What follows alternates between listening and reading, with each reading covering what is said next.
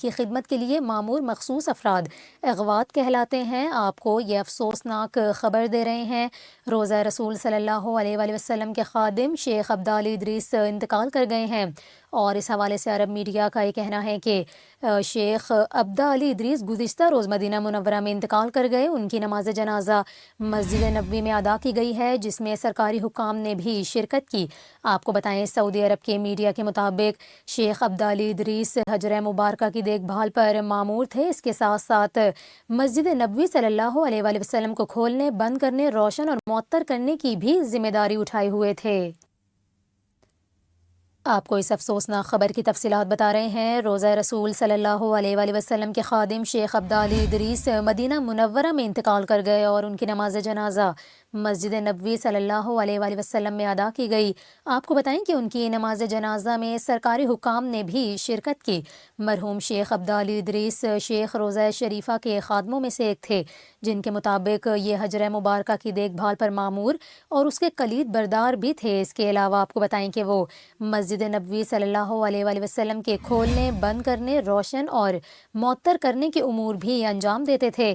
آپ کو یہاں پر یہ بھی بتائیں کہ مسجد نبوی صلی اللہ علیہ وآلہ وسلم کی خدمت کے لیے معمور مخصوص افراد اغوات کہلاتے ہیں، آپ کو یہ افسوسناک خبر دے رہے ہیں۔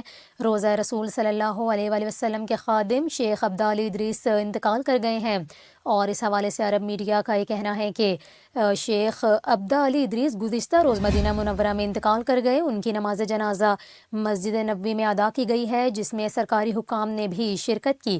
آپ کو بتائیں، سعودی عرب کے میڈیا کے مطابق شیخ عبدالی ادریس حجرہ مبارکہ کی دیکھ بھال پر مامور تھے۔ اس کے ساتھ ساتھ مسجد نبوی صلی اللہ علیہ وآلہ وسلم کو کھولنے، بند کرنے، روشن اور معطر کرنے کی بھی ذمہ داری اٹھائے ہوئے تھے۔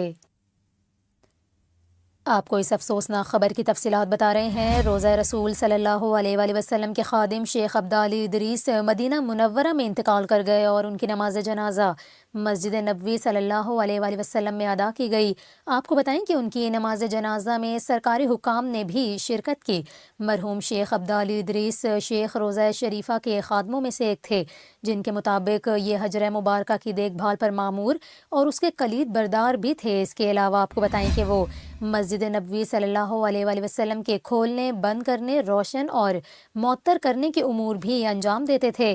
آپ کو یہاں پر یہ بھی بتائیں کہ مسجد نبوی صلی اللہ علیہ وآلہ وسلم کی خدمت کے لیے معمور مخصوص افراد اغوات کہلاتے ہیں، آپ کو یہ افسوسناک خبر دے رہے ہیں۔ روزہ رسول صلی اللہ علیہ وآلہ وسلم کے خادم شیخ عبدالی ادریس انتقال کر گئے ہیں، اور اس حوالے سے عرب میڈیا کا یہ کہنا ہے کہ شیخ عبدالی ادریس گزشتہ روز مدینہ منورہ میں انتقال کر گئے۔ ان کی نماز جنازہ مسجد نبوی میں ادا کی گئی ہے، جس میں سرکاری حکام نے بھی شرکت کی۔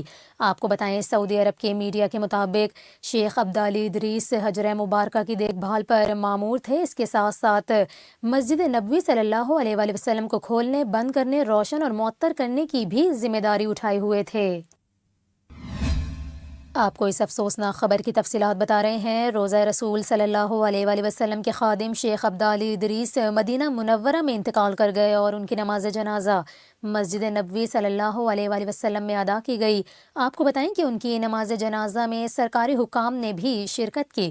مرحوم شیخ عبدالی ادریس شیخ روضہ شریفہ کے خادموں میں سے ایک تھے، جن کے مطابق یہ حجرہ مبارکہ کی دیکھ بھال پر مامور اور اس کے کلید بڑھ رہے ہیں۔